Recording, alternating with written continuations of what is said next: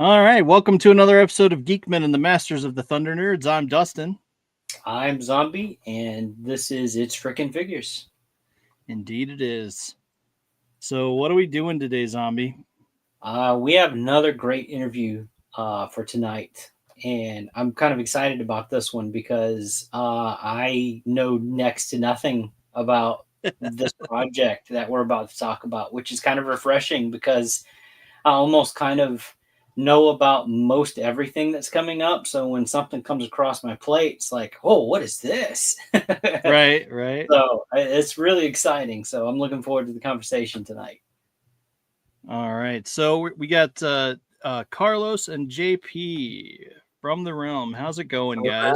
What's up, guys? How's everything? Thank you for having us. Yeah, thanks for coming on. Pleasure. Oh boy, so let's see we got people in the chat. Hey guys, how's it going? So we like to start off the show by talking about things that we've recently picked up or something like that. You're our guest, so do you have anything by chance that you picked up recently? Or Carlos always has stuff. No, he's lying. I think my last pickup was I think like some Joy Toy Warhammer figures. Oh, nice. I'm starting like collecting Joy Toy Warhammer action figures, and that's kind of like a crack, to be honest with you. Like, it is so bad. I was a 1/12 scale collector. I try to go up to 1/6, but space was too limited, so I get rid of all my 1/6 and I went back to 1/12, right? Everything. And man, like Joy Toy Warhammer figures, just look at that. Yeah, I was about to say I could see them. Listen, it's taking over my whole collection, all my shelves. Is insane. I never thought I would be such a fan of Warhammer, to be honest with you.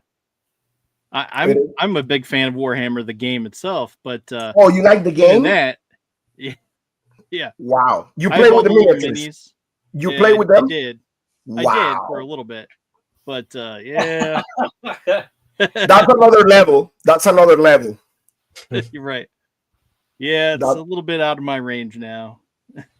So I think my last one, just let me reach out to what I got.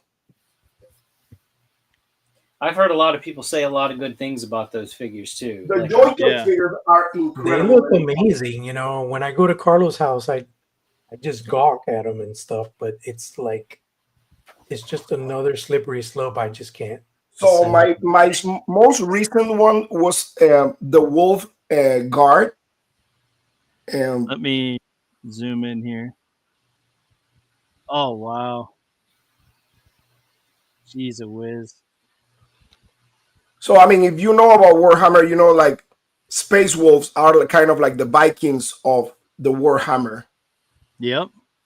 And these guys are like my favorites. This was the last one I picked up, but I'm having a bunch coming also. So yeah, it is becoming an addiction. Yeah, I guess for a lot of people.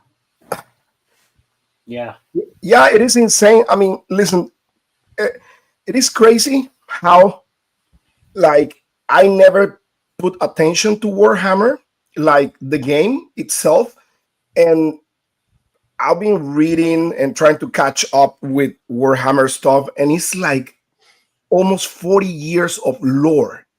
Yeah, and it's all metal, like hardcore, like nonstop, like it's outrageous.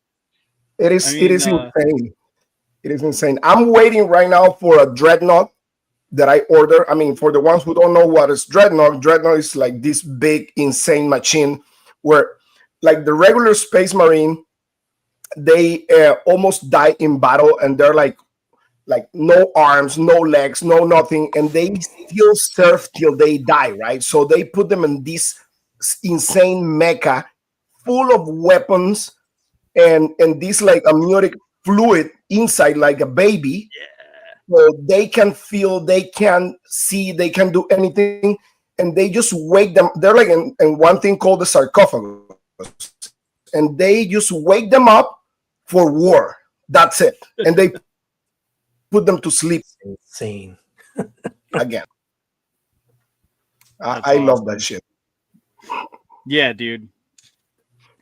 And for Francis, D amazing pics of his pickups do not help. And Warhammer's converted a lot of people. My wallet won't survive. Oh yeah, but I mean, I was talking to D. Actually, we're friends, and we were talking at LegionsCon. And actually, we were talking at MegaCon. I was at MegaCon like a few weeks ago in Orlando, and as soon we saw each other, we hug each other, and we start talking about Warhammer, like right away. Right away. He doesn't help me, and I don't help him, so it's insane. Influence each other. Huh? Yeah. But well, and see, zombies an enabler for me too. Zombies. Oh well, he's like, zombies. Hey, you said you wanted this, didn't you? And I'm like, yeah, well, you know, it would be nice if I ever come across it. And he's like, well, I came across it. Here you go. And it's just like, wow, this is awesome. Enablers are us. Right. Yeah. So, no, but you're not collecting any more Warhammer like miniatures or anything like that? No, not in a long time. I know I still have some, but I we froze a little bit. Don't play with them a little bit. Yeah. Okay. Are we back? Okay. Yeah, no, Carlos, you froze a little bit. That's all. I was me, right? It was me, but I saw everybody frozen. I don't know. That was weird. Yeah, I don't know. On my end, I just see you freezing a little bit. Yeah. Yeah. Well, glitchy. Maybe it was me. It was a Warhammer thing. My latest pickup is the Doc Knock 2.0. Oh. From Mezco. This thing is sick. It was I a want really that so bad. Big pain in the ass to get these straps hooked onto these little belt clips. Yeah. I developed arthritis for a short period of time. Just trying to fucking put those things in there. But what I love about this figure in particular is the fact that this is actually a mask. I didn't know that. He has like a gray, grayscale kind of head with red eyes, but then he has this, which is, there's two versions. There's masks. They basically slip over the head. So it's slightly larger. That's why you kind of see that the noggin is a little bigger than normal, but that's because it's a mask. So it's ingenious the way they designed this character. I love him. I love his accessories, all the stuff it comes with. You know, Mezco crushes it. They do really good stuff, and I want to say, I think they kick ass more with their in-house IP stuff than with like licensed product. You know, there's some stuff they nail, like their Doctor Doom was amazing. I have that one, and you know, their Popeye, it's probably one of their best. But Popeye is my favorite action figure ever. Yeah, he's cool. They killed it. He's an awesome. I pick up this girl too this weekend. Is that the McFarlane one? Oh, nice. Yeah, this is the McFarlane one. Power Girl. Very nice. Power Girl. Man, McFarlane is killing it with the wire case. Oh wow, that's wired. It looked like it was just plastic for a second. No, it's wired. Like no, Christopher wired. Reeve Superman. And he's killing it with that. That's good. I didn't know he. Yep. Man, it's been a while since I've had a McFarlane for either. So. Yeah, he's learning. Now, I have a love-hate thing with McFarlane. Like, I own two figures too.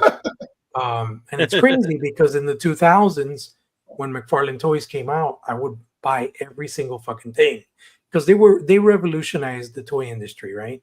But it's just now the figures, they're not in scale with every other Marvel Legends or DC figures that are out there. And then they have this really weird articulation system. I have the Barbarian Batman. That's like really cool. He looks like a caveman kind of. Yeah. I have him, and then I have the Lobo with a space hog.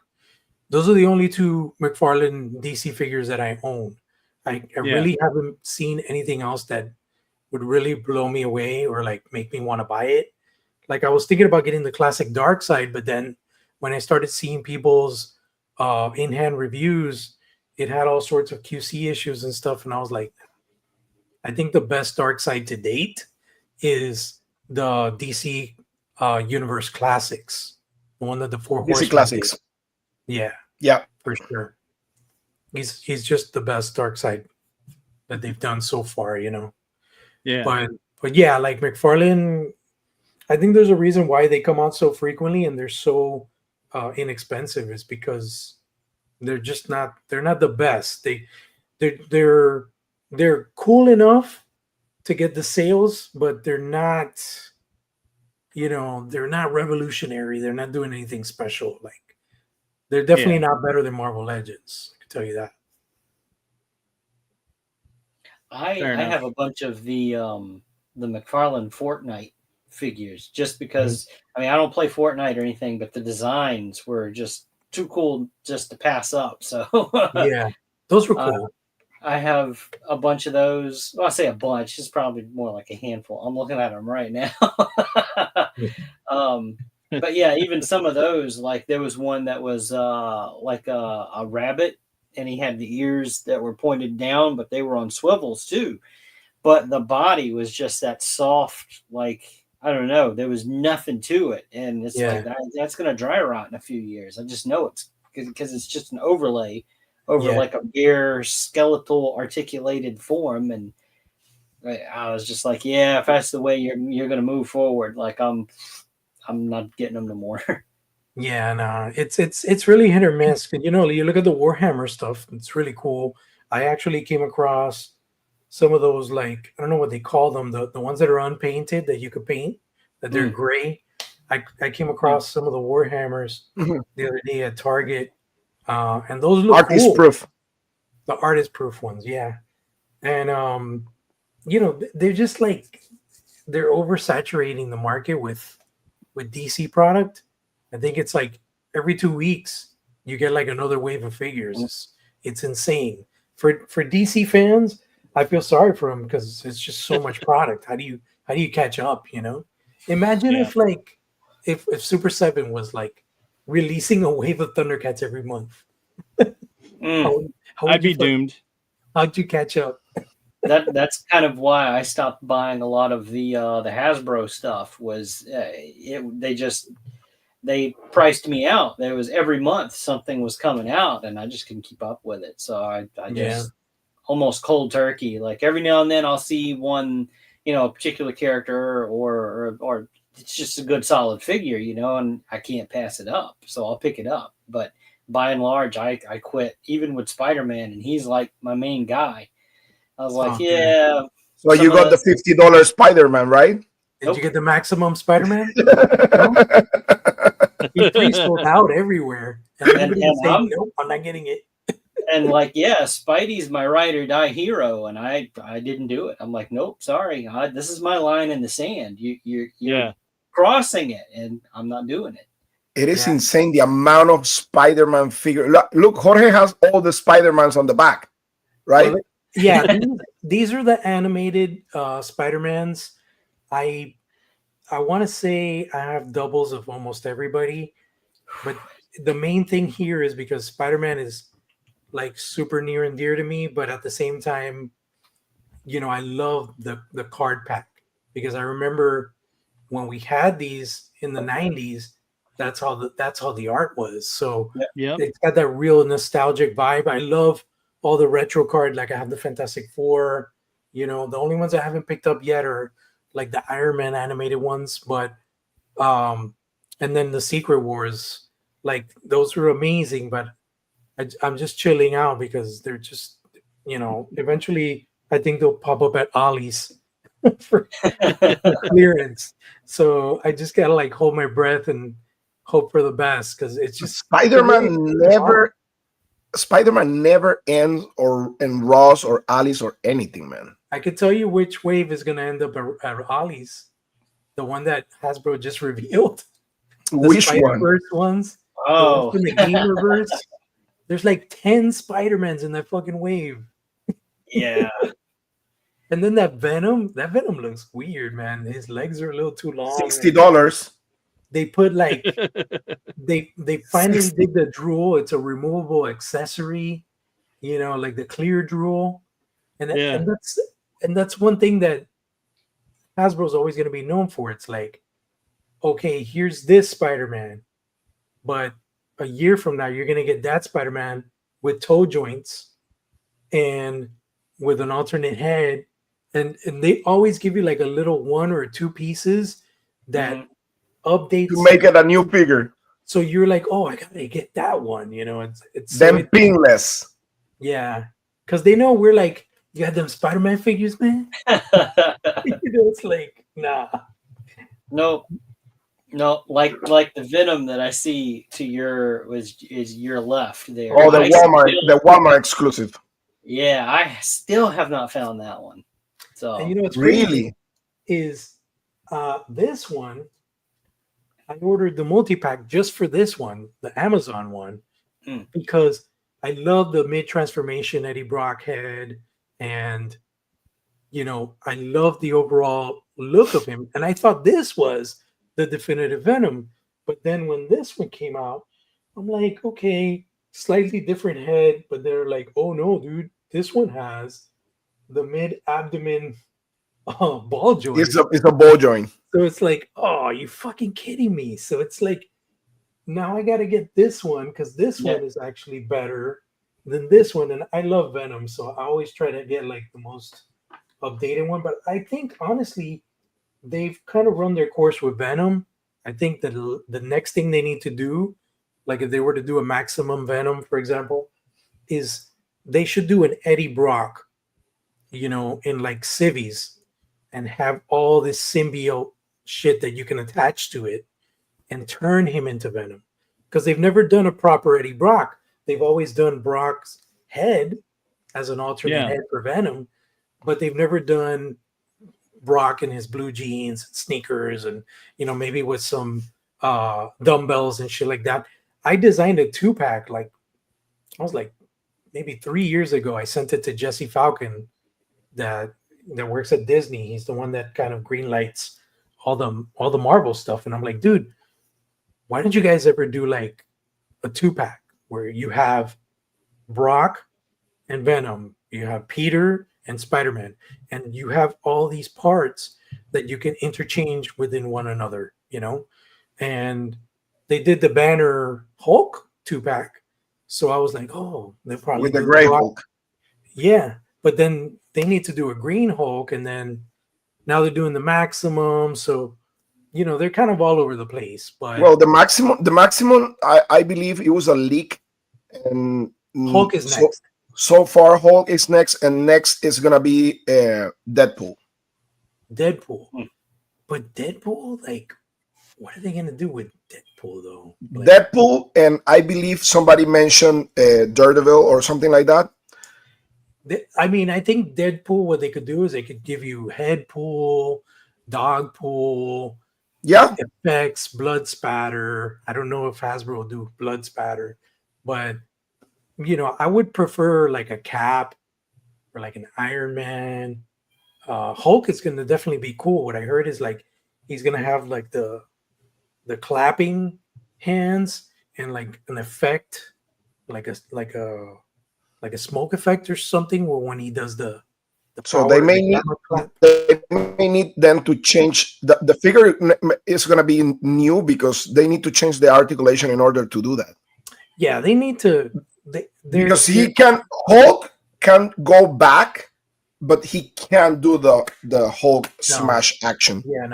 Yeah, it's gonna have to have new articulation. Right now, I think the standard in Hulk figures are the Marvel Select, like the the green and red Hulk that came I have out. the two. I have the two of them. The Yeah, Immortal Hulk and the Red Hulk. Right, Immortal.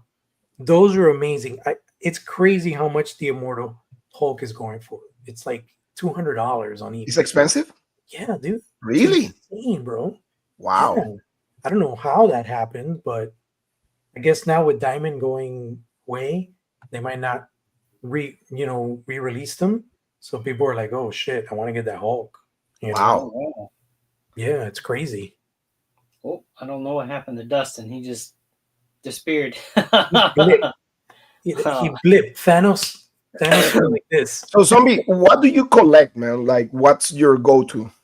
Currently it's Mythic Legions, which Okay. that was going to be my I didn't pick him up, but I was fortunate enough to be. Oh, that one is coming my way right now. Yeah, Did so you this is pre-order my him, copy of the Carlos? Harvester. Yeah, Sorry, what? Yeah, I pre-ordered that one. Oh, yeah. I went all in on this wave, so I was lucky enough to be one of the first to actually get it. I've just been really bad about going through and opening them. I haven't even opened him yet, so man, I've been just kind of eyeballing them one at a time. Open up the shipper and just like, ooh, I need to open these. And then You're going for the dragon. I'm hoping to.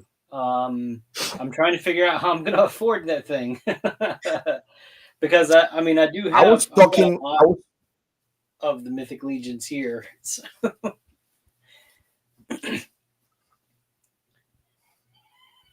Oh, did we freeze? Well, I was talking to some people, and so far, no, you're good. I think. Yeah, there's like a delay, Carlos, on your side. We're good. Yeah, now We're back. it kind of glitches. Yeah, it's glitching. Yeah, there's like a delay, I think. Yeah, it's a glitching. No, yeah, I mean, I think there's an alligator chewing on your fiber optic cable. Maybe. I was talking Dustin, actually. what happened? You disappeared. Yeah. My earbuds went out, Oh, and now I can't hear anything. So yeah, I was talking to somebody today actually talking about that, and apparently he's gonna come with the folded wings by default. That's gonna be the $550 package with the regular neck.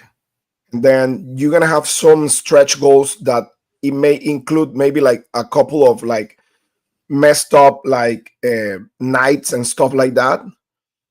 And then the expansion pack, which you may need to pay extra for that, is gonna be the open wings, the neck, extended neck, and the fire effect. yeah, that's gonna be. I'm wondering how much that expansion pack's gonna be, though. Like, Man, you think $50? I'm telling you right now, if it's so far, I'm so sad because I don't think I'm gonna be able to afford that. I mean, I don't want to have just like the folded wing ones, and then if that's gonna cost me maybe like let's put it like this, maybe like $200 more plus shipping. We don't know yet how much is gonna be the shipping and the taxes on that. So we're talking about maybe like, I don't know, $900 Jesus. Well, for the complete package. I paid $850 for my cat slayer. But I paid how much for Cat Slayer? Like when all is said and done, like $800. Oh wow. Yeah, because it was $650, but I paid interest because I did it through a firm. Yeah. And then, yeah, I think it was like close to 800 something. I mean, there'll never be another thing like this. This thing's beautiful, dude. Well, I just spent $700 on a Warhammer Imperial Knight. So it's like it's all perspective. What's your real love? Like let's break it down. Zombies got a dragon. You know, I'm all about Cat Slayer, so I have a Imperial Knight Paladin. You know? Yeah. Jorge is gonna get, I don't know, I like The- for me, what? like I was telling you guys earlier, Thundercats is my thing. Like absolutely love the IP. I think it's been a long time coming for them to get their time in the limelight. And Super Seven's done really good. They've gone the deep cuts. They've done a lot of awesome stuff. I wish the QC was a little better, but they got my money because they're the only ones really doing stuff aside from, of course, Mondo, which did that incredible Lion-O, and I can't wait to see the Mumra, which is probably going up for pre-order in the next couple weeks. But yeah, man, it's just like my thing, I guess, right now would be Thundercats. And I've been getting like a lot of the Mondo pieces, like the Masters of the Universe. I got the Scare Glow. Yeah. That's a whole other level. I feel like I graduated because when I started collecting back in the day, I was collecting 3 3/4 Power of the Force Star Wars, right? Yeah. Now I don't even display Star Wars because like I feel like Hasbro's lost the love they had for the IP. They just keep doing all this Disney Plus garbage, and Star Wars is dead right now, man. it's super dead, man. It's so sad though, because that's what that was my gateway to being a toy collector. It was Star Wars, Yep. But I don't have anything in my display that's Star Wars. Everything back here is like Mythic Legions, like Four Horsemen stuff, Mezcos, Marvel Legends, Super 7. I don't have any Hasbro stuff. I think I have I have a Boba Fett. That's about it right here. A Black Series Boba Fett Deluxe. But yeah, man, my next, like after Thundercats, my biggest thing is monsters, man. Like what I do is right now, because I don't have a lot of space, is every Halloween. So let's say around middle September, we start decorating for Halloween. And what I do is I bring out all my NECA stuff. Yeah. So I have everything, all the Freddies, all the Universal monsters, all that good stuff. And I bring it out and I display it.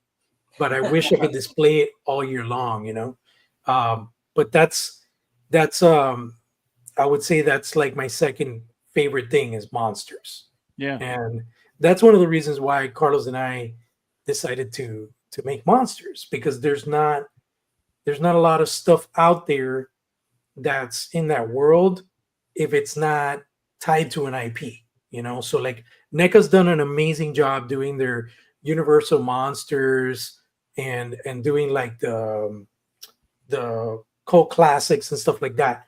But there's just hasn't been a lot of certain characters in films that have been represented in action figure form. Yeah. And I feel like there's so much more there to play with. And it just kind of came about. Like I was talking to Carlos a few years back, and I was telling him about wanting to make a toy line, and I was just doing like these little kind of super deformed monsters, because my buddy had told me, hey man, if you're going to produce your own toys, to keep them like cheap, you need to go and make like these super deformed figures and minimal articulation and this and that. So I designed a bunch of stuff, and when I showed it to Carlos, he's like, this is cool, man, but it's not my jam. He was showing me this. No. And I was like, I don't like that. Like, actually, let me see. I wonder if I have. Remember? I mean, they were cool. Listen, Jorge is super talented, but I'm kind of like the type of guy that I'm like, okay, dude, let's do this. And if we're going to do it, like, let's go all in or we die, like, just in the attempt. Like it's let's go for it. Let's go for the big prize. So when I saw all his designs, I was like, damn, this is so cool. I would love to see this more detailed, more realistic, more like articulation there. And I was like, man, I love this because I love photography, like toy photography. That's my passion, right? Yeah. And I'm like, man, I would love to see this like in a different way. And Jorge and I actually told Jorge, I was like, listen, what do you collect? And he's like, well, by that time Jorge was collecting this. What's the name? The Jorge, the wolf guy. Oh yeah, Veteran Williams. Baron Williams and all those stuff from, like, and I was like, man, that's super detailed, super articulation. I mean, realistic, savage. Let's do something like this. And I know you can do it. And man, when he started pulling his stuff, I was like, come on, dude. See? That's it right there.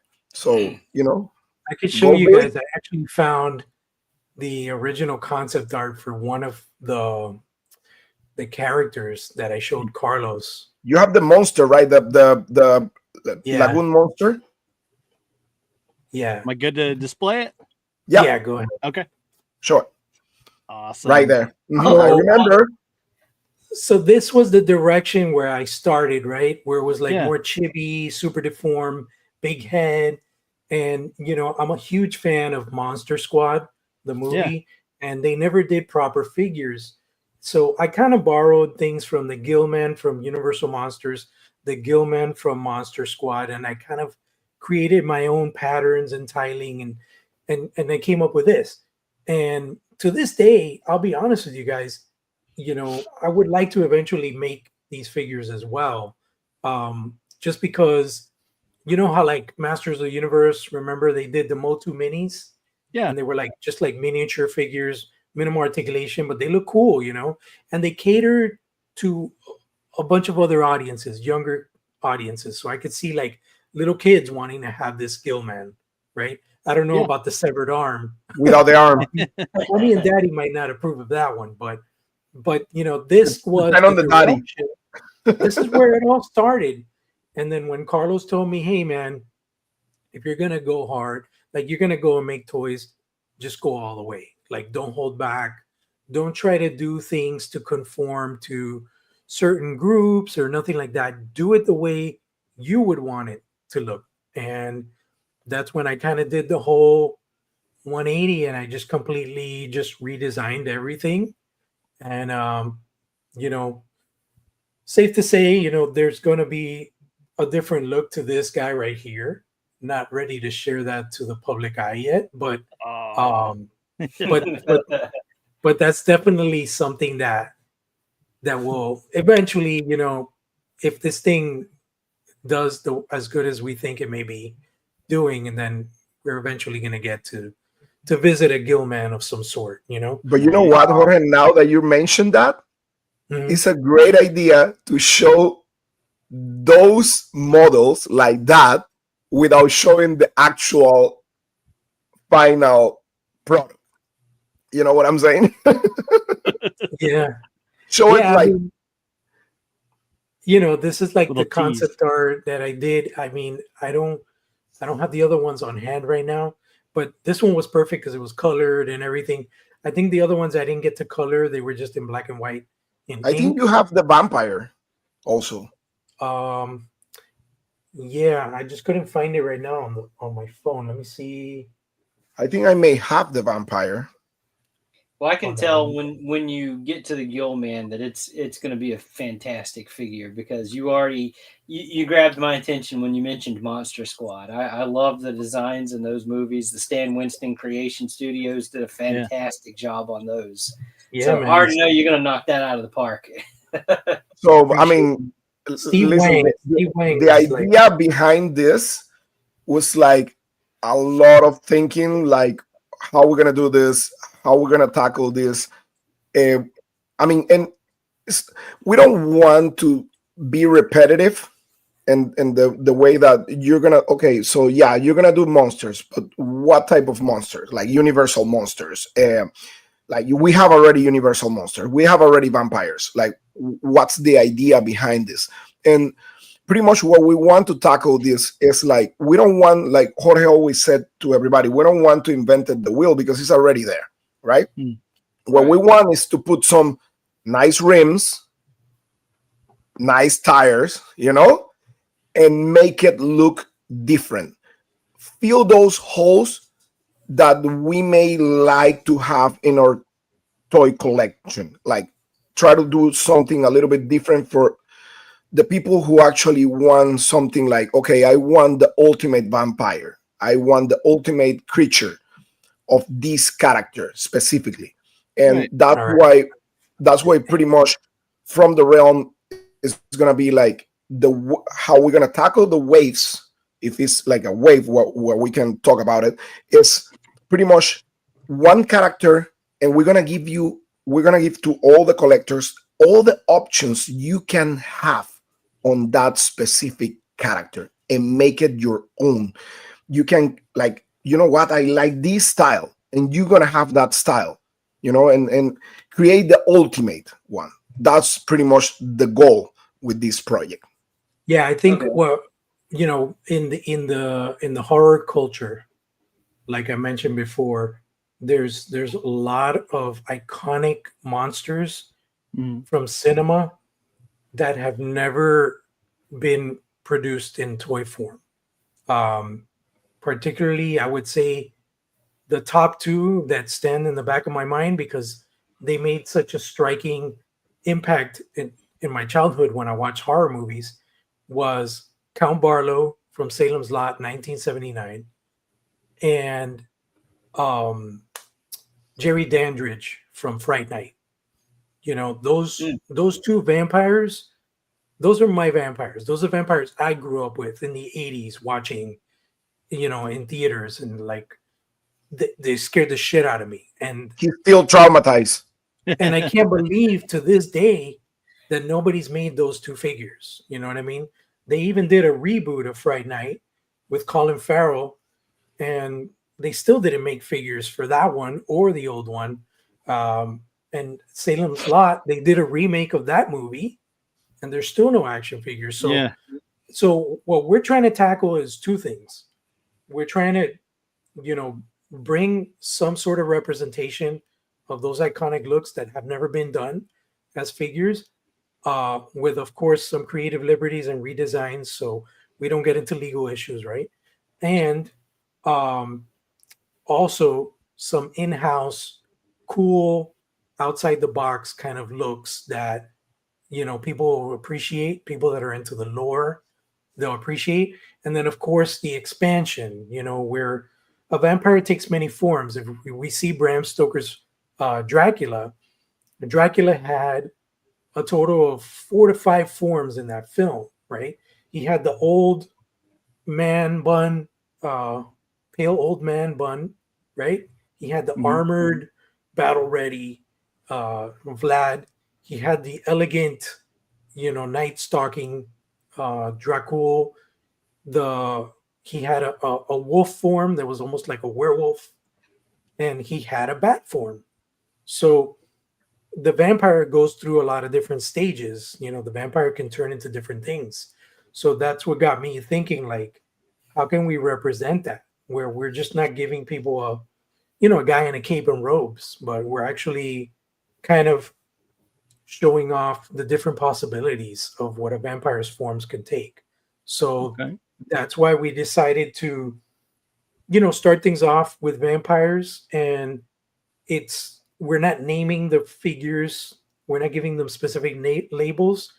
The first wave is called From the Darkness, and basically it's vampires, but vampires are not the only things that lurk in the darkness, right? So the way we've built this universe is that we can revisit these realms at a different period in time and deliver a completely different product for you, Okay. So while we may be doing vampires this time around, the next time around we could be doing demons, we could be doing poltergeists, we could be doing, anything that lurks in the darkness, right?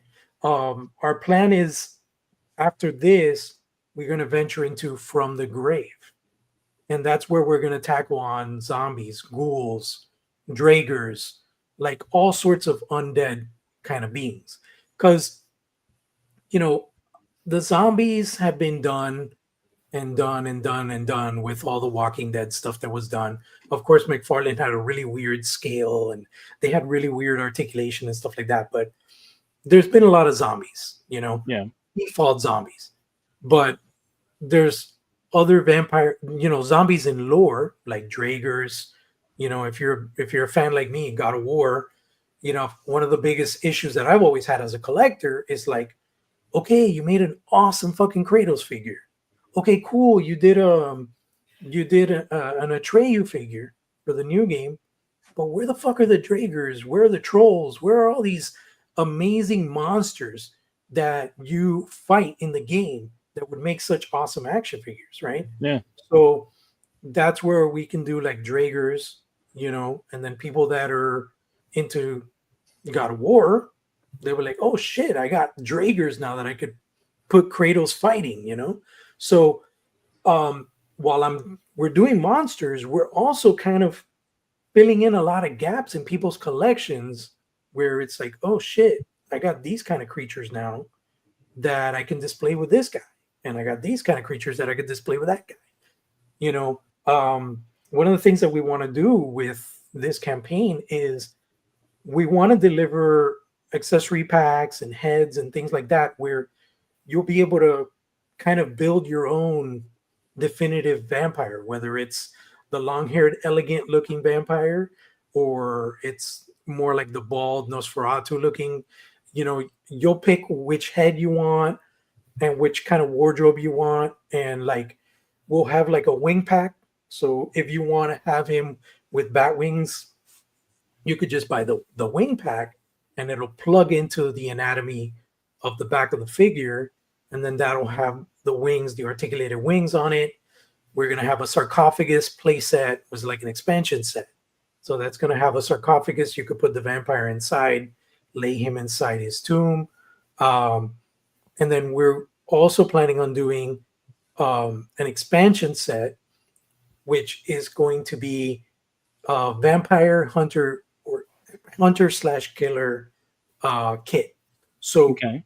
what we're going to do with that is essentially we're going to give you the weapons to arm your existing figures and turn them into a vampire hunter. So if you want to make your own Van Helsing, if you got a G.I. Joe classified Recondo or somebody that you want to turn into something else and customize it, we'll weaponize you. We're going to give you, like Victorian style weapons, a crossbow.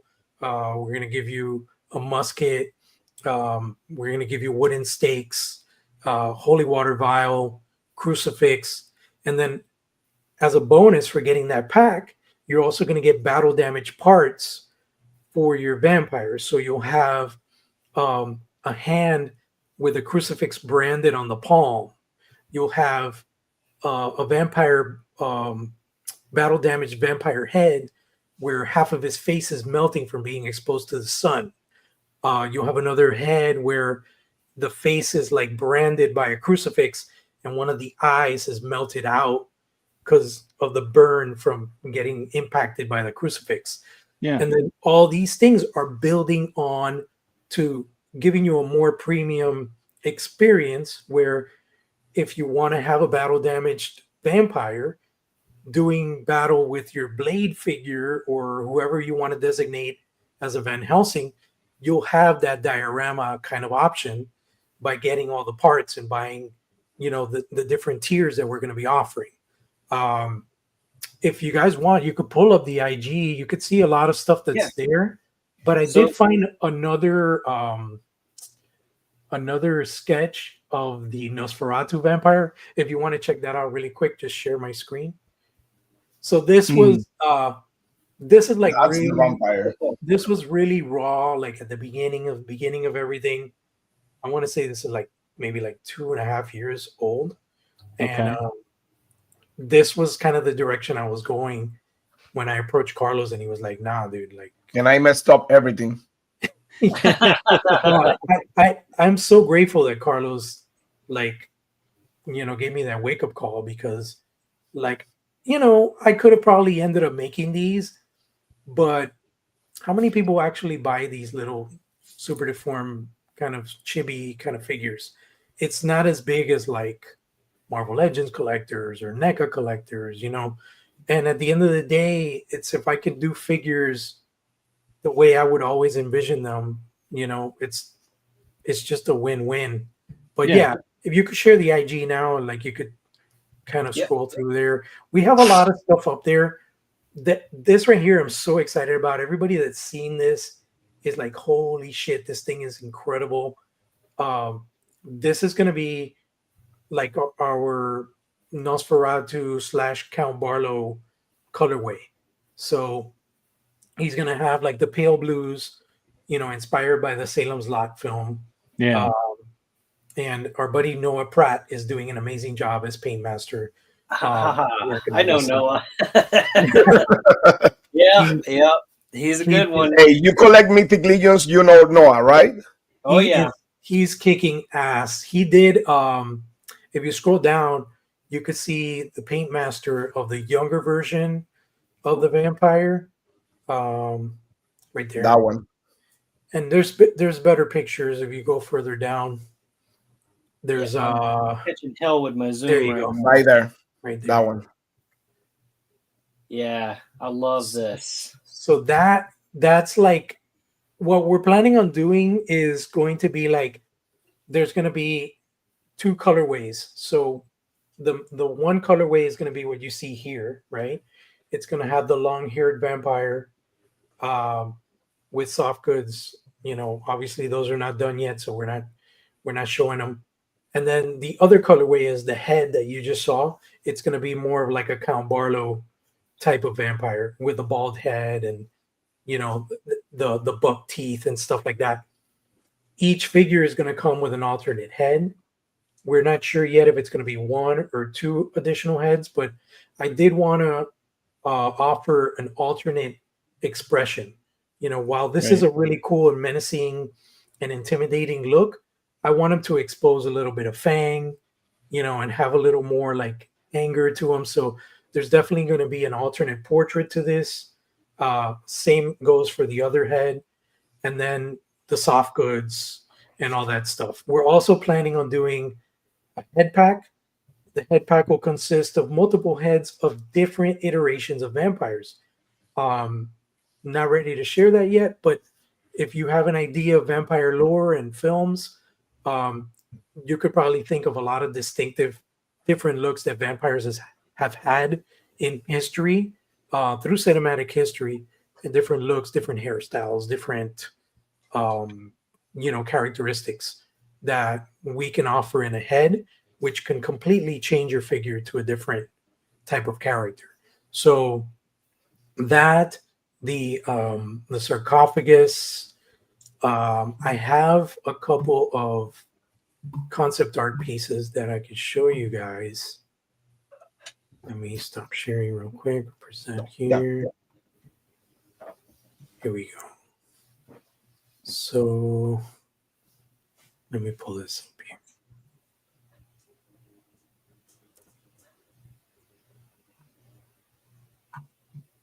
Blake in the house. What's up, Blake? Blake, what's up, buddy? All right. So I do have a question on scale, because you had mentioned the accessory packs and you were naming, certain characters and everything.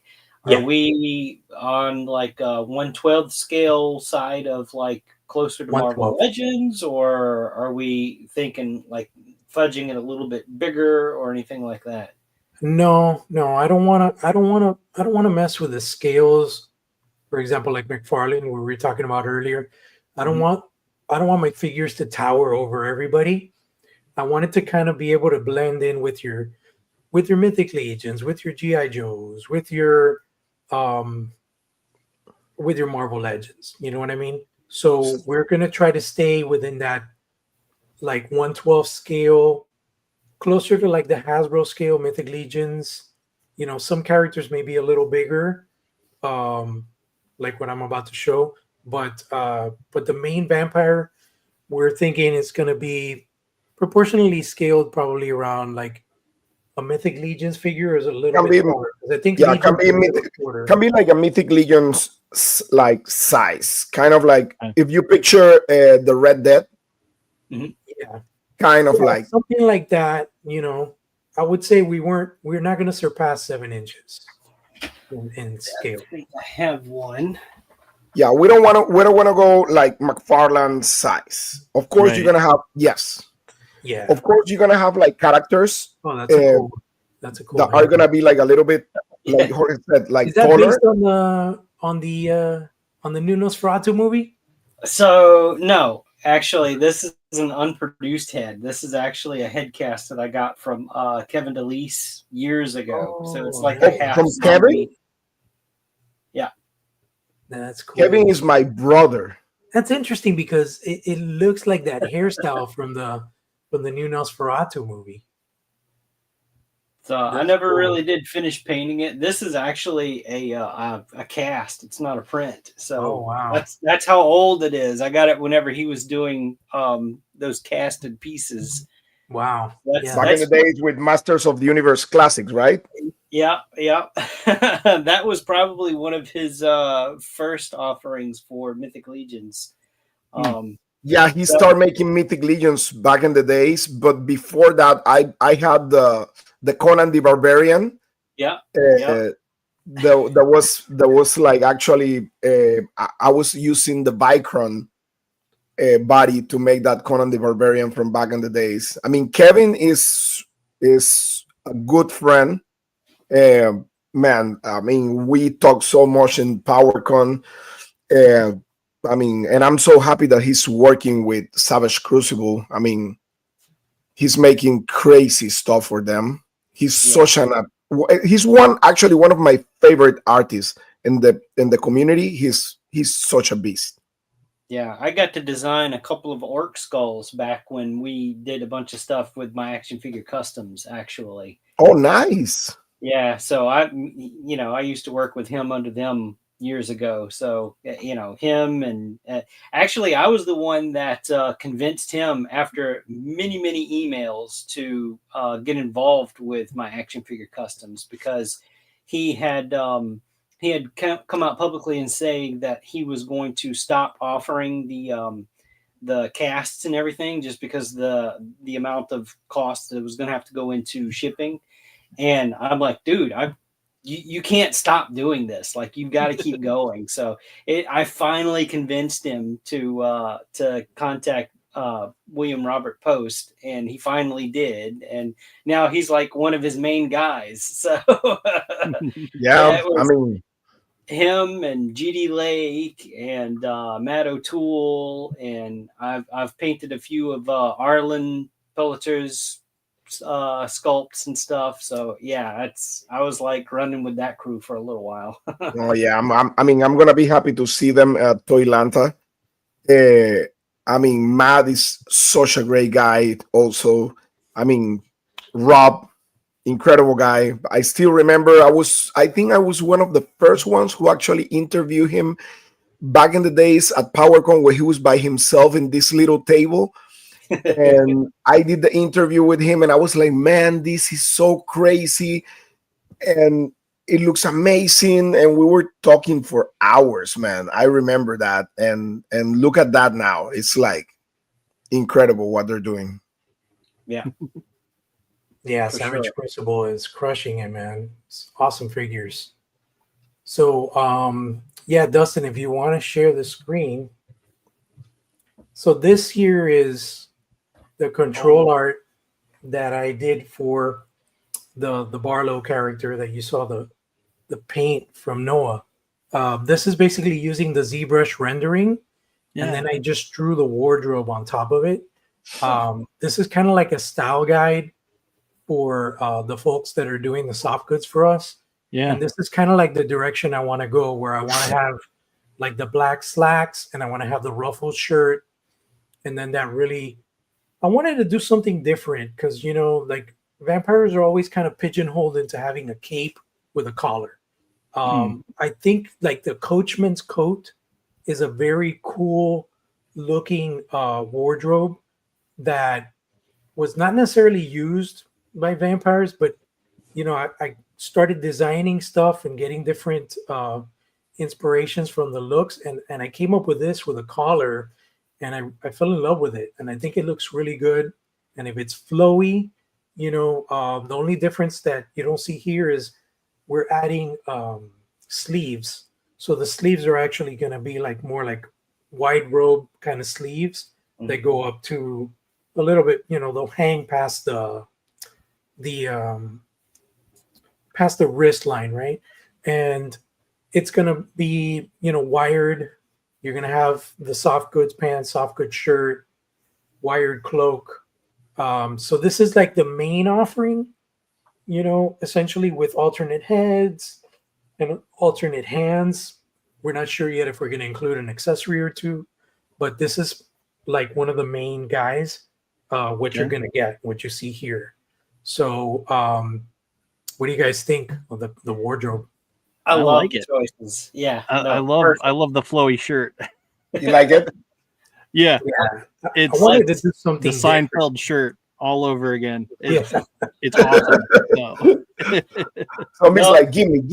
Yes. Yes. Give me that. Perfect.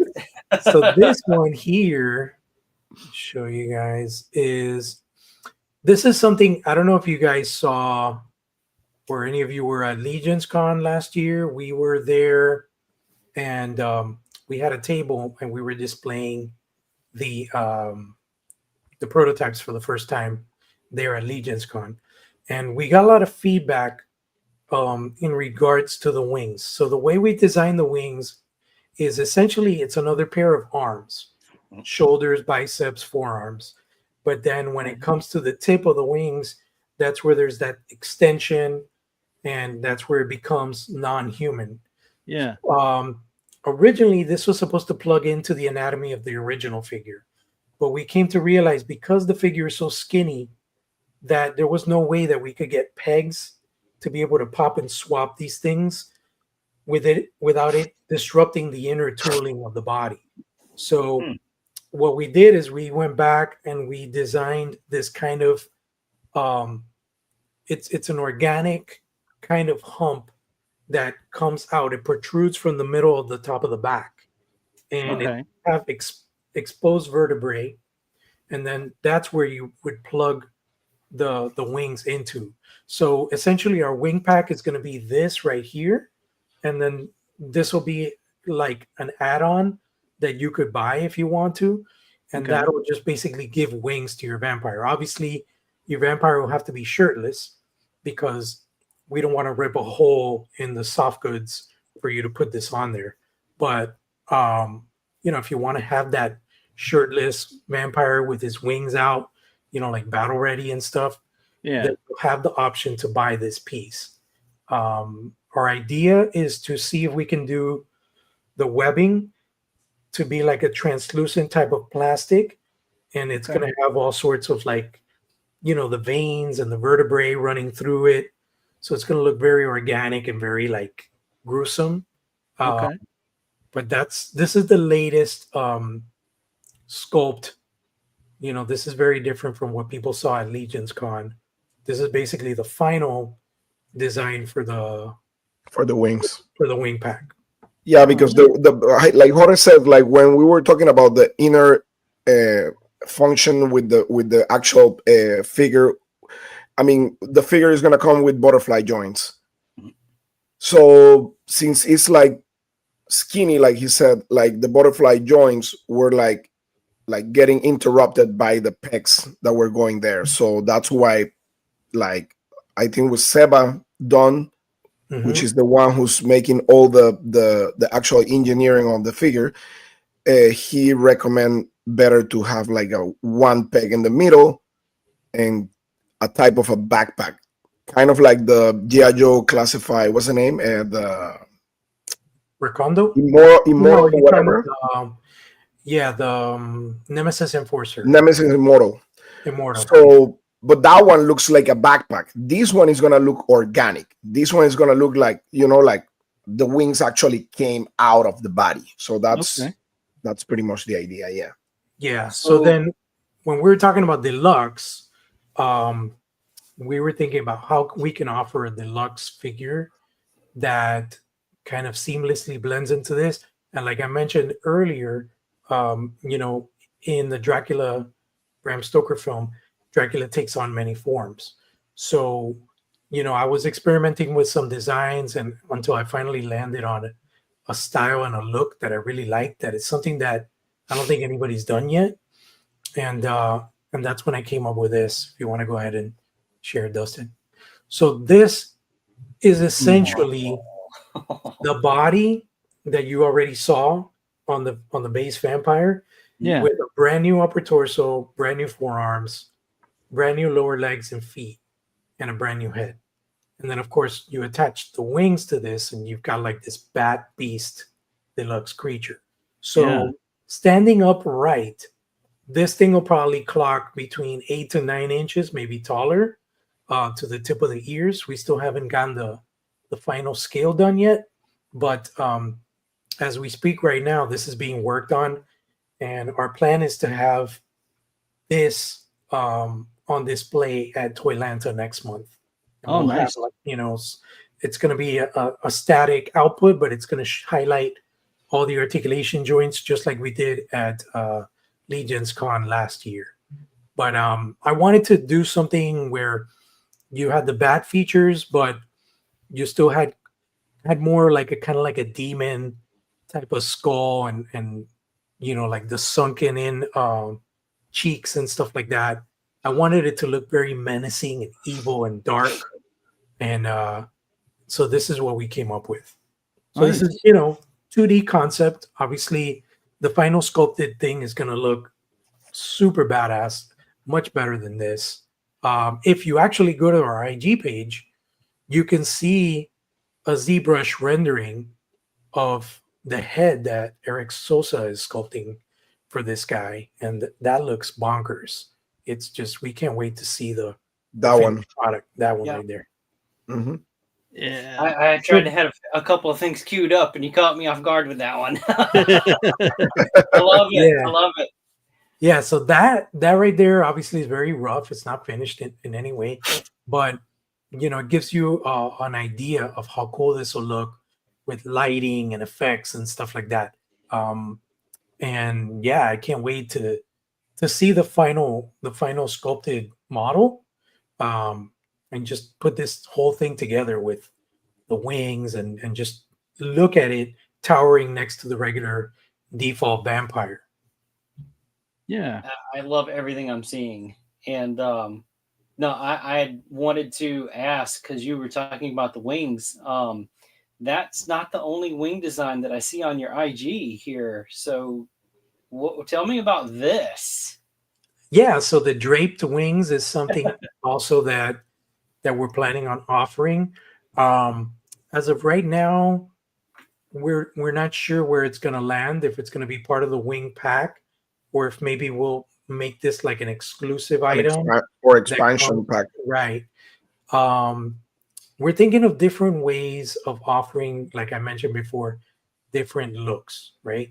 A lot of people, think about Castlevania when they look at this design. Mm-hmm. And, while I can see Castlevania, I also see, what's the name of that elf from Dungeons and Dragons? I forget his name. Dritz or something like Dritz. that. Yeah, Dritz. He looks kind of like an elven vampire to me. Yeah. It's the hair. It's the white hair. Yeah, because a lot of people mention Alucard, but Alucard has much longer hair, like way long, like to the middle of his back long. And that would be kind of a challenge to do as a figure, because it would really, really hinder the range of motion on the head. So, if we get to that type of style, we would have to look at, a way to make it where I'm not just giving you a head that's going to be statically in a museum pose. It would have to be something where maybe there's like interchangeable hair pieces that you could mix and match, so you can have like hair flowing to the side kind of thing, like a dynamic kind of hair flow, rather than just the falling down, straight down hair. But yeah, with the head packs, we have a lot of cool looks planned. We might have one or two that we reveal at the con. Can we get one made of rats? What does he mean by Like remember, and I think it was like the Dracula from what was the one with Gary Oldman. Oh, like the vampire turned into rats. Like yeah, remember that was which one was that one? Damn, I can't remember. That's the one from Bram Stoker. Was that Bram Stoker? Did he turn into a bunch of rats?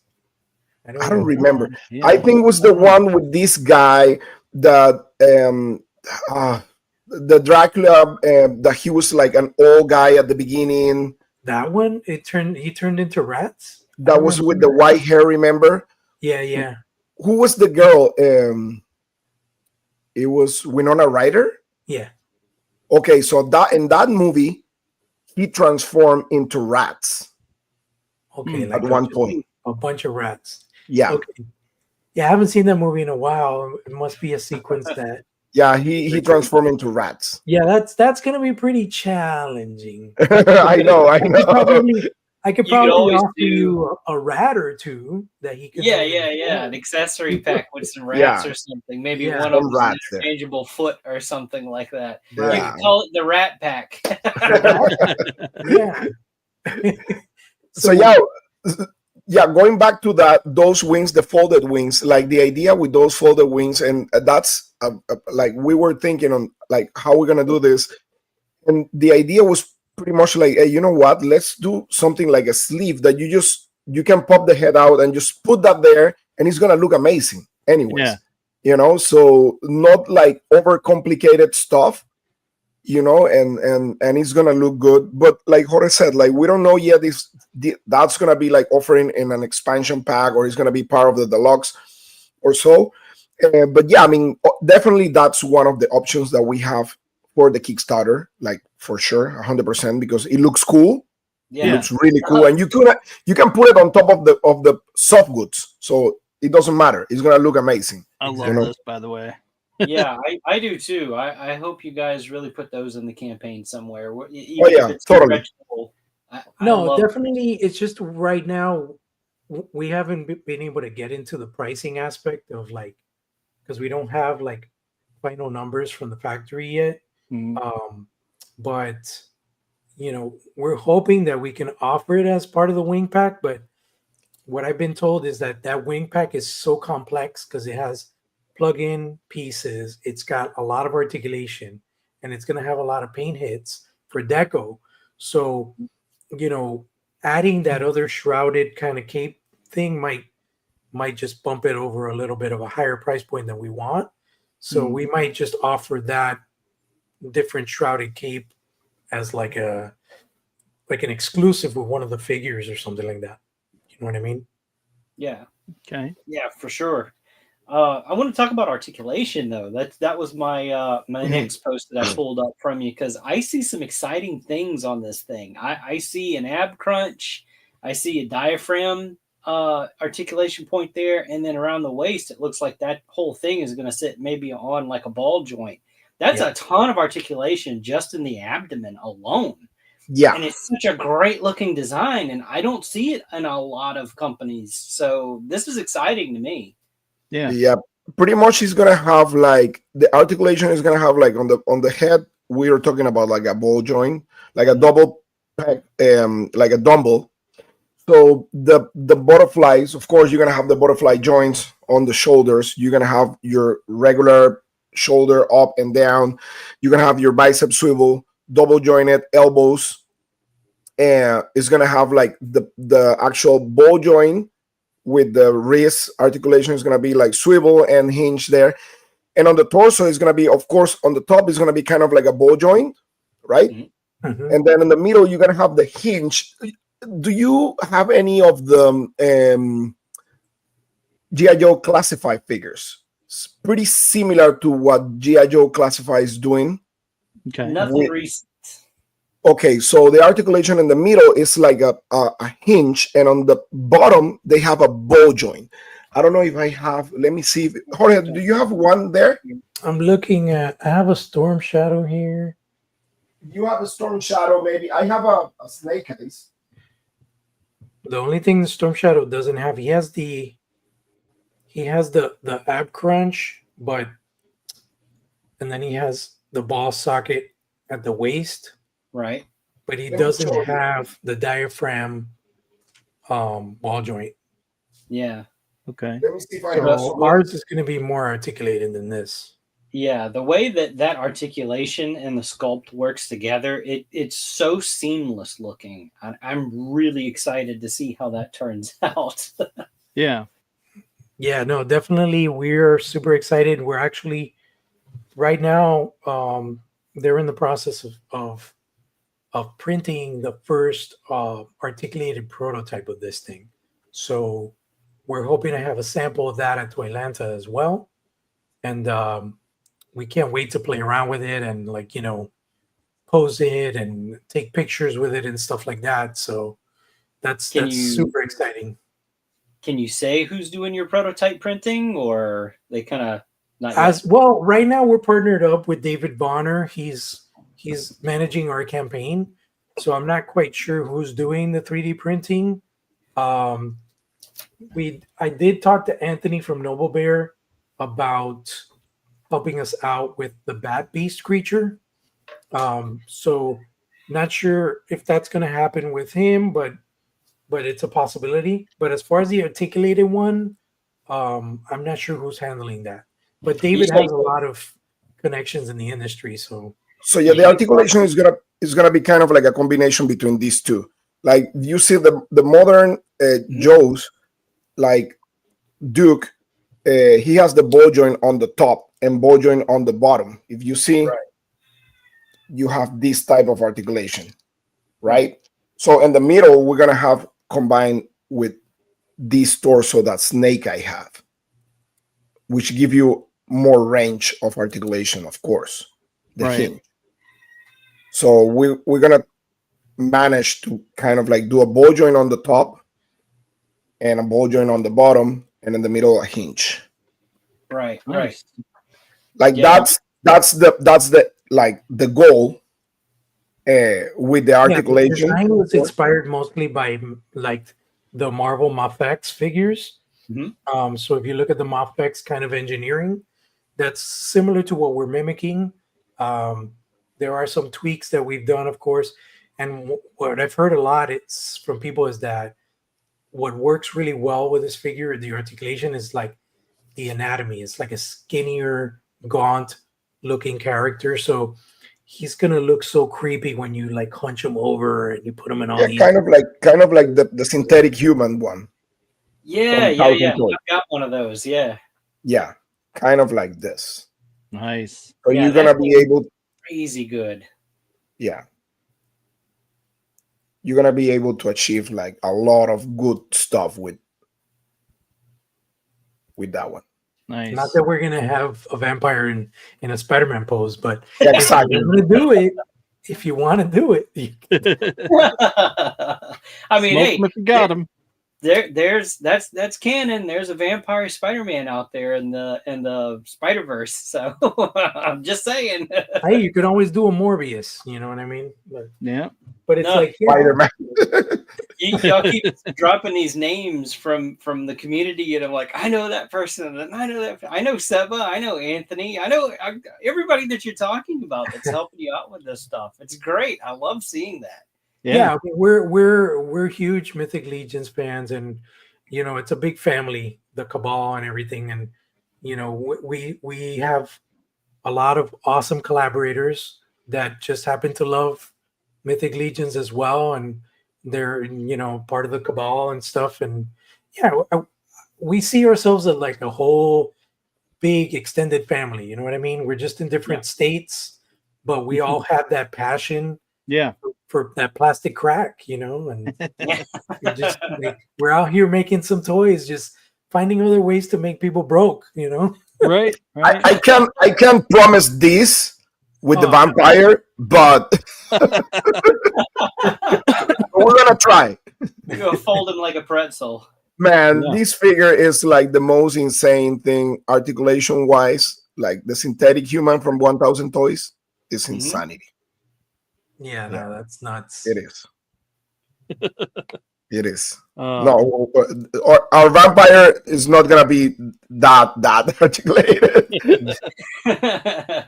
Well, One thing that I he's wanted to damn share near with you close. guys Yeah. is that we have a really big raffle, because obviously making toys is not inexpensive in any way, shape, or form. And we're basically doing a really big raffle where we're going to be giving away over $2,000 in collectibles. And I'm just trying to pull up the information here so you guys can see that. Excuse me. But we're just trying to raise some seed money for the project before we go live. We're planning on going live. Originally, we were gonna go live um, during Toylanta, but Toylanta is gonna coincide with the Dragon release from Mythic Legions, so We we're don't want to fight the dragon. yeah we're not fighting a dragon. right. So we're gonna skip that, let the dragon fly back to Mythos, go back to its cave, go dormant, and then we'll come back with some horror goodies for you guys later in the year. Well, see, now that makes me want to get that dragon and then get one of your figures there and actually take the photo of the two of them doing battle. Just symbolically, dude. That'll be sick, having a vampire fighting a dragon. So that's a really cool thing. But yeah, so let me pull up my Facebook page here. Yeah, I mean, for the guys who are in the chat, we have a Facebook page, Facebook fan group for From the Realm. It's From the Realm. Also, just go there on Facebook, check From the Realm. We're there. We put like all the updates on the project and everything. And like Jorge said, like we're aiming maybe like middle of the year to like to put the campaign, the Kickstarter, like right there live. So pretty much that's the idea so far. If everything goes smooth, like right now, like crazy stuff happening right now with all the tariffs and stuff like that with China and all the stuff.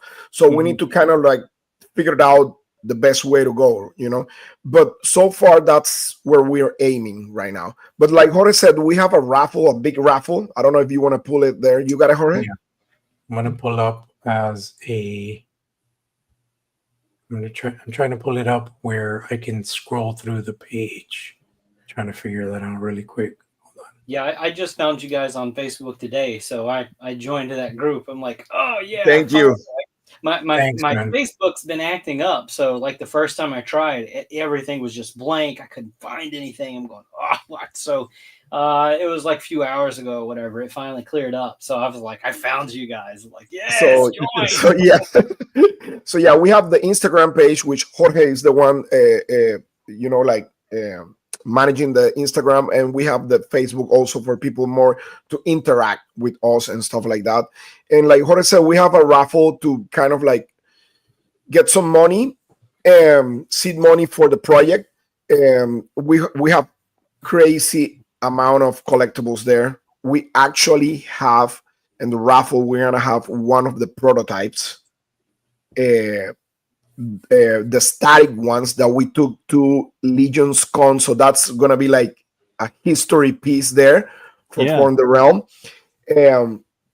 So yeah, that's gonna be part of the raffle too, and some of our collectibles or personal collection and stuff like that. So yeah, so if people want to check that out, like just go and take a look. You're gonna like it. Yeah, we have a breakdown of all the prizes. I believe it's 25 items in all, and amongst them there's some really nice pieces. We got the original Metacom Mayfax Venom. We got the Daredevil from Mayfax, the Venom, the new Venom that came out. We're even doing the Serpentor with a Chariot, which is a very sought after piece right now. Yeah. And we're doing a 1/6 scale Magneto from Mondo. Nice. Also, That's if you insane. look at the top corner on the left, those are two customs that I made of Mumra and Panthro made out of Mythic Legions figures. So Nice. I'm going to be offering those up for the raffle as well. And it's not expensive to participate, $5 a spot, unlimited spots. We're hoping to get at least 500 spots filled because we have a lot of prizes to give away. And it's going to happen next Friday. We're going to Okay. do a live stream and we're going to spin the wheel and we're going to get some winners. So, yeah, this is going to really help us out a lot.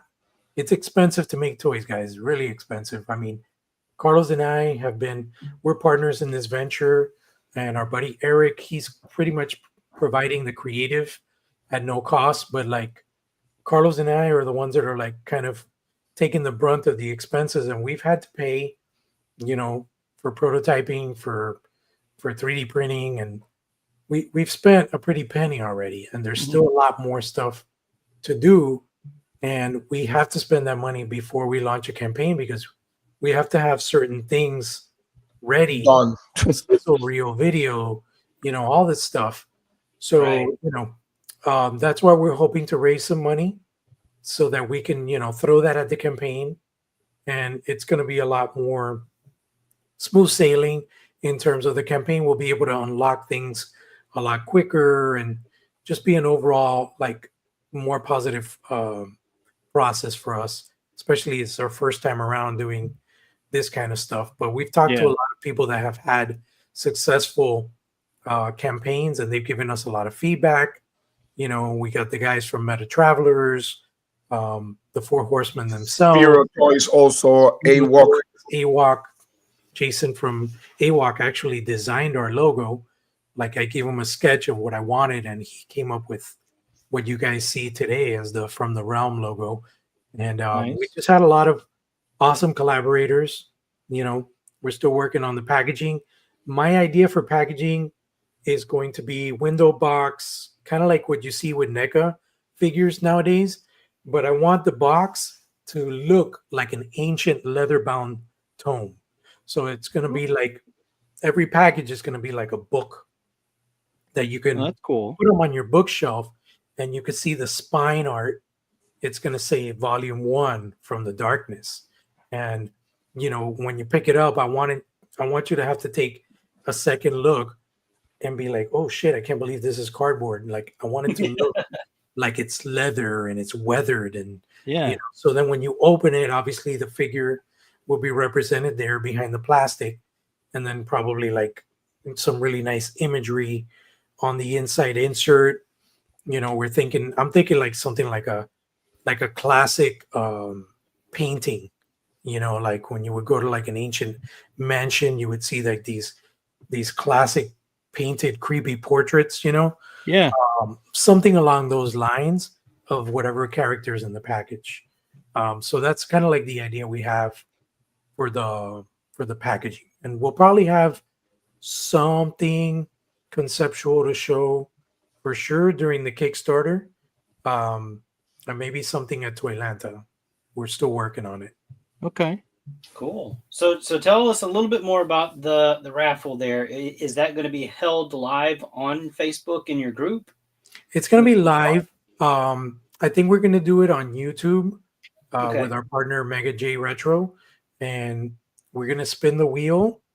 And, it all depends on how many entries we get. That's why we're trying to promote, because, in order to give away so many prizes, we have to have enough entries. So we have over $2,000 in prizes. So it's just like, it's a no-brainer. It's $5. I remember like 2 years ago, I did a mega raffle.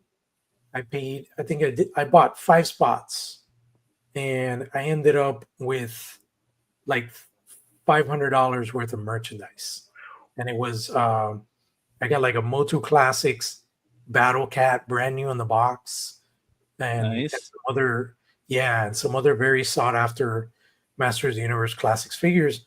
And it was a raffle, so it's like you never know. Obviously, your odds are more in your favor the more spots you buy, but you could buy a 5-spot, like one spot, and you could win a big ass prize. Yeah. It's always, You never know.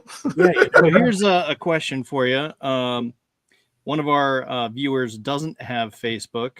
He's asking, is there a way to enter without Facebook? Absolutely. Yeah. Go to our Instagram page. We have all the details on the raffle there, including where to send the funds and everything. So you don't have to have Facebook. You don't have to tune in. We'll be contacting the winners after the raffle is done. So that was going to be my next question. Actually, That- do you have to be there present? no. Okay. Yeah, because No, I don't know if you saw the recent Mezco giveaway. They were like, yeah, you have to be present. And it's just like, oh, geez. No. No. Once the winner is No. claimed, that's You have your number, and your number is claimed, so that's it. yeah. Okay. Next question is, what channel on YouTube should we tune into to participate and watch this? It's gonna be at Mega J Retro, and it'll I be think we're gonna well. also on my channel too, right? Mm-hmm. The Badass Reviews. Yeah, I might go on mine too, Toy Addict, but I don't get a lot of traction on that YouTube. I don't post a lot there, so we might just do Badass Reviews and Mega J. And Mega J. Yeah. Okay, cool. If you could give us the links to those, and we'll add them into the description for the video. 100%. Yeah, I'll send you. Send them the link to Facebook, and then as far as if you go to Instagram and you go to from_the realm, you will in the stories there's an actual clickable link that'll take you to the Facebook page for more details, but everything is posted on the post as well. So if you just read through everything, all the prices are there. The PayPal information is there. Everything is there. Let me see. Okay, I posted. cool. Oh, I posted. And I think on my Instagram, the Badass Reviews, I have also the link to my YouTube channel. There you go. So I posted on the private chat, so you might have to copy it over to your regular chat. Okay. But yeah, it's going to be live next Friday, 8 p.m. So we're going to spin the wheel. The wheel's going to determine the prize, and then we'll spin the wheel again to determine the winner. Let me send you I'm going to send you my channel also in the private chat. Okay. The plan is to, hopefully get at least 500 participants, 500 spots, so we can give away all this stuff. Yeah. But the coolest thing is we're giving away one of our prototypes. That's like one of our early prototypes, and it's just, I don't want to sound cocky or anything, but just based on the feedback that Carlos and I have had, and the things that we have planned, the things we have discussed, I feel like this campaign is going to be successful, and this is going to be like a hot new line, and anybody that has this prototype will be like bragging rights. You know what I mean? Yeah, for sure. I mean, I think everything looks great that you've shared with us tonight. Thanks, the sculpting, the paint work, the soft goods prototyping that you've talked about. I love it all. Yeah. Yeah, if you want to see our partner Eric, unfortunately he's super, super busy, but we are super, grateful for his collaboration. If you want to pull up Eric Sosa's Instagram page, you could see some examples of this guy's art, and it's just. Oh yeah, Eric is a beast. I've known Eric for like over 20 years, and he worked on Kotobukiya for a very long time, doing all the Marvel statues and stuff. He's done a lot of Dragon Ball Z stuff. You type in. I'll write it here in the private chat. Hang on. Eric.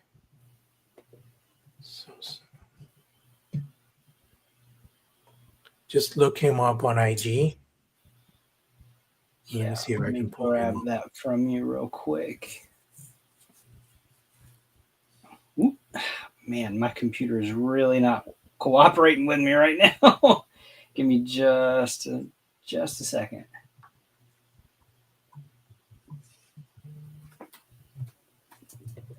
Oh, nope. Let me see if I can pull him up.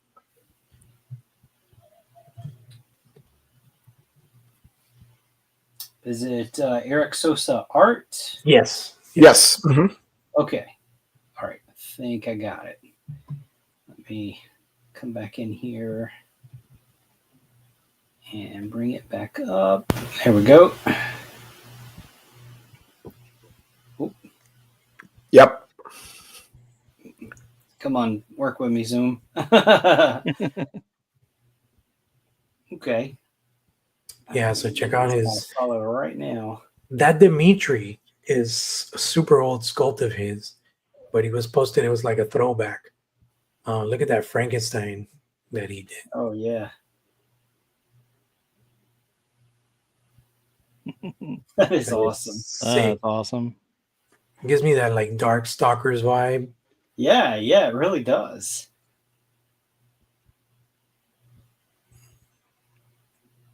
It's like He's cybernetic. beefy. Yeah. Super cool. And then if you look at the rest of his stuff, he's done a lot of awesome DC. Look at that Omega Red. Yeah. It's fantastic. That definitely drew my eye. I was like, Mr. Yeah. Fantastic. Now he's done some incredible stuff. And like when you see his, look at that Daredevil. Oh, so good. He's actually working right now. He's working for Disney. He's designing creatures for the Avatar sequels. Oh, nice. Yeah. Like this guy is super busy but he loves monsters and he believes in in my vision and what I had planned, and he was like, I'm all in. So, I'm super, super excited to have him on board. And of course, Seva Dam, amazing. He's done like some amazing action figures. His engineering and stuff like that is fantastic. So I've we painted got a multiple solid team heads with that he's Noah doing produced. Noah like we just got a lot of awesome stuff, man. Yeah. Got like a super team, set up to deliver these action figures, and we have a lot of crazy stuff planned, going beyond this Kickstarter. So what kind of other monsters would you guys like to see aside from vampire? I don't see a lot of people, and when I do see this, it's not done very well, so to speak. And it's a real shame because there's a lot of great creatures out there in the cryptid world that just, I think, really deserve justice in figure form. And, there's been a couple of companies that's tried to do it. And some of them, I mean, the articulation's really kind of dated at this point, but the sculpts are still pretty solid. But as far as something like what you have here with your vampire prototype, like it's on a whole other spectrum here. I mean, I think cryptids would be really cool. Yeah. Cool. Yeah, Awesome. I mean, like there's so many things that we can do. Like I mentioned, each universe is going to be a realm. So, we're going to be doing from the grave. We'll be doing from the forest. We'll be doing from the deep. From the lab. That's where we'll, do our iteration on Frankenstein and stuff like that. So, from the deep, is that going to maybe be like a Gilman? Oh well, okay, yeah, that's fair. What about Cthulhu and things like that? So let me ask you about Cthulhu. Should Cthulhu be like an oversized type of rotocast figure, or would you prefer him to be more like a Build-A-Figure where it's like like a massive, maybe 12-inch tall figure, but you build it by parts? Or would you want to think about the fact that, a standalone figure that scale would definitely run above $100, right? Yeah. So how would you like a Cthulhu figure approached in an action figure? Because obviously you can't make Cthulhu in the scale of a standard human. Cthulhu is like this menacing, almost god creature, right? Right. So how do you envision a scale, proper scale and a proper delivery for a Cthulhu figure? Yeah, I'm not sure. I leave that up to you. that is a tough one. It is. I know people that have tried to do stuff, but it's like, I don't know. I don't think anything could do it quite justice. Bendy wire tentacles. I would be happy with like something like the troll scale here from Mythic Legions. Okay. Those are rotocast, but they also have working joints and they move pretty well, from the waist up. There's not much from the waist down. It's just, hips, and then they've got like some ball joints in the ankles to help them move. But I mean, you don't really need something that big to get into too dynamic of a pose. But right. Yeah. Something. Plus, you can always use the tentacles. Size. Yeah, the tentacles, bendy wire. Yeah. Bendy wire tentacles. Yeah, possibly. Any light up features? I can see that. Light up features. The bendy wire thing is, I think personally it's neat, but what's it going to look like over time? Because I've got a headless horseman from McFarlane from the box set where he came with the horse, and he just it crumbled. It just again back to the dry rotting thing. It's almost inevitable with stuff like that, given enough time. So articulated tentacles instead. Maybe not like fully articulated. Like, I'm not a big articulation junkie. Like, you don't have to put in like 1,000 points of articulation per tentacle to make it do whatever pose you want. But maybe in clusters, have one or two that can move around like on a ball joint or something, or it's at just I think the they base did that of it. with something from the D&D, the chest. Oh, Didn't the they do chest something that has like the that? teeth and stuff. So What was like that? The chest that has teeth. Yeah. The tongue and teeth. Yeah. So like what I mean is like this, I'm sorry, I'm going to show a custom here, but No, that's fine.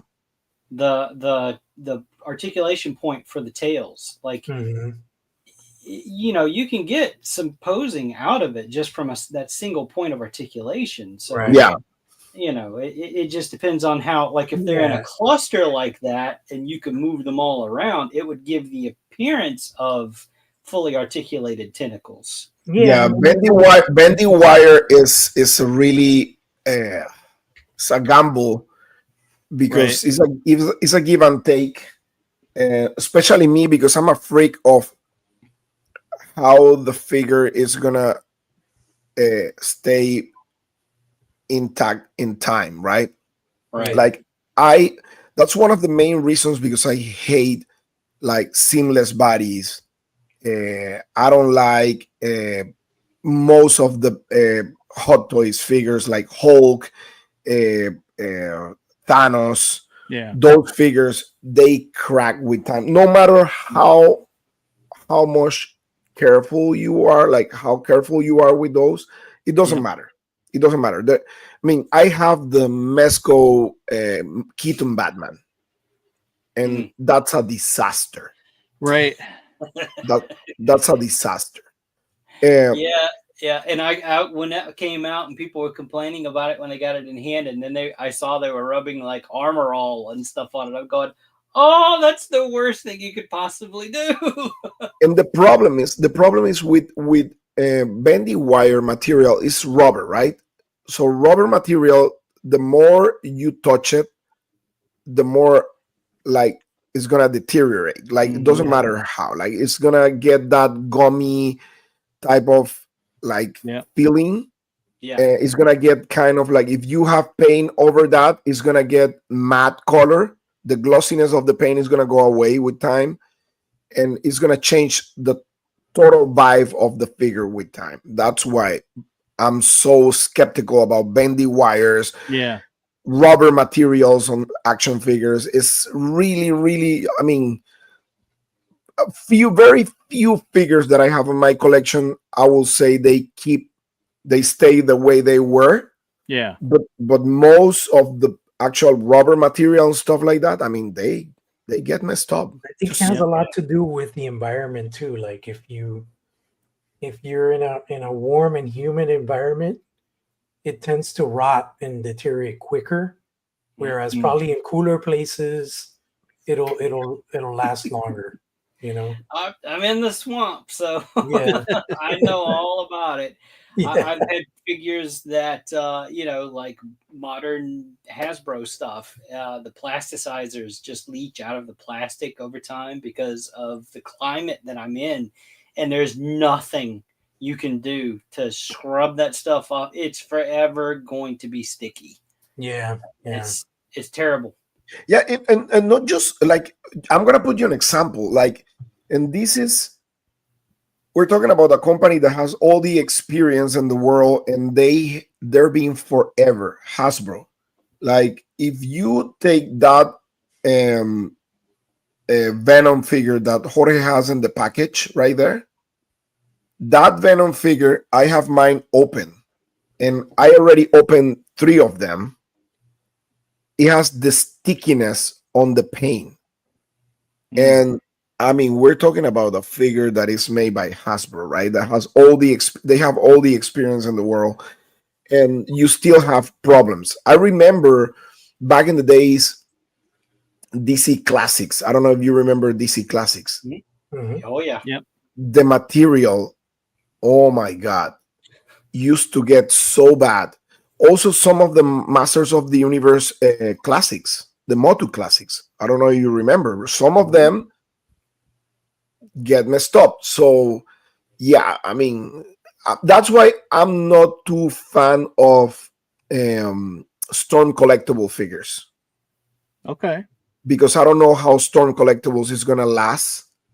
Like, I'm always scared about. I have some of them, just because I love the characters. But I'm not a fan of that rubber material because I don't know. I have the feeling something is going to happen to them. Right. I mean, deterioration over time. Yeah. I mean, you have figures like 1,000 Toys, the Hellboy that I have from 1,000 Toys. The whole upper torso is rubbery, and he has like a skeleton, like inner skeleton, right? So far, the figure is impeccable. Nothing happened, but I don't touch that figure that much. Yeah, but like, how long have you had that? 2 years, you know? No, that figure is being with me like maybe like 4 years. Really? 4 or 5 years. I would think like that kind of stuff starts happening when you're like past a decade, you know? Like 10 years plus, you know? But I'm not going to die now. No. So noted, no bendy wires. All right, but not a fan of the bendy wire. The scale, like the troll scale, like that's a good scale. Yeah, that'll work. Troll scale is perfect. I think. How much were those trolls originally? 120. 120. Retail, yeah, probably. They haven't done a troll in like a year or so, right? Yeah, they're like they're not planning on doing any more anytime soon either. So it's according to Jeremy Gerard, that's what he's saying. Because somebody asked on one of his shows, "Hey, is there any more trolls coming anytime soon?" And he said, "No." Right. They're focusing on new things. Yeah. I've been waiting for them to do. Well, Cornboy mentioned this a while back. They were supposed to do like these kind of like saddles for the trolls, where you could have like goblins on them and stuff like that. But I don't know what happened with that. They were gonna do that. It was gonna be like an expansion pack. I know Curtis did a custom elephant with all the stuff. Oh man, you saw that? That was crazy. I told Curtis, I was like, "Listen, dude, this is insane." But I've seen a you couple say of what? people do the custom saddle, The saddles. pack things. Yeah, Yeah, there's but some it's all people. been customs. They did on the not on the actual trolls, but on the giant ones. I think, right? Yeah, They did a Yeah, saddle. they did. But yeah, I mean, ogre scale. I'm looking right now at the trolls, not the trolls. Yeah, the trolls that I have from McFarlane, the Warhammer ones, and they're big ass figures, right? And they have a decent articulation for, I mean, for the price and the size and everything. And I mean, those are what, like $20 something, $29 or so, pretty much. So making a figure double the size of that with that type of articulation, I mean, it's not bad, to be honest with you. I mean, it works. Yeah. You know, it's like a troll articulation, a little bit, I think a little bit better than the trolls, than the Mythic Legions trolls, but still, it's not like super complicated. Yeah, I think I would definitely probably approach a rotocast because let me bring one. That scale made out of PVC and ABS plastic, it would be like $200. You know?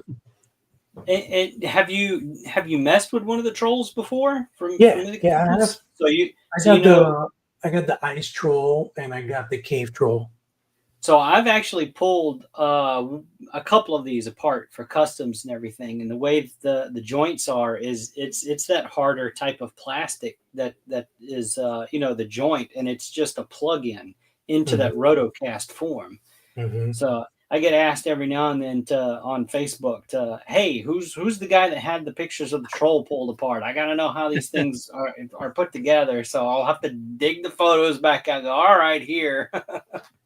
So yeah, I mean, this type of articulation is not bad, to be honest with you. But for a big guy, like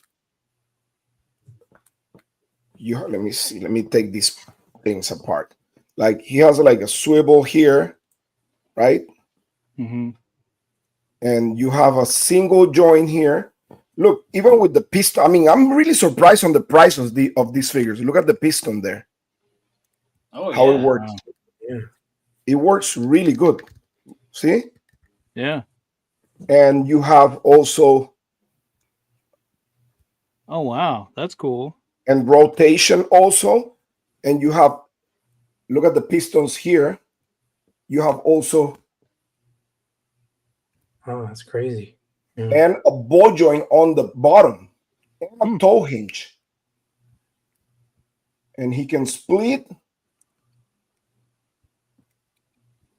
with all the mechanism here. Yeah. Which is insane. To me, insane. And I paid maybe like $14 for this thing at BBTS. What? And look at the size. Crazy. Damn, yeah. It's a big boy. Yeah. Yeah, it is. He looks like a solid figure too. It is. It's heavy. Super heavy. Super, super heavy. Super heavy that you can knock someone out. Home defense. Oh, totally. This is a weapon, man. Look at this. Right? That's cool. Yeah, so it's definitely something to think about. I would probably take the rotocast route because I agree with you guys. I think I would like to, a Cthulhu should be like a troll scale. Like it should be like a big fucking monster, you know? Yeah.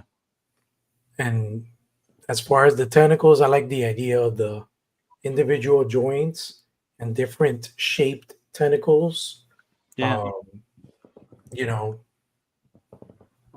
it's food for thought. It's something that, eventually we could tackle. It's a big boy, though. We got to see how the campaign goes. If we unlock the vampire beast creature, there's a lot of other goodies that can come. Like I have something designed that I'm hoping we can reveal later this year. I already have ideas for like secret drops and all sorts of stuff. So yeah, man, it's really exciting. We may have some exclusive also, like conventions exclusive. Mm-hmm.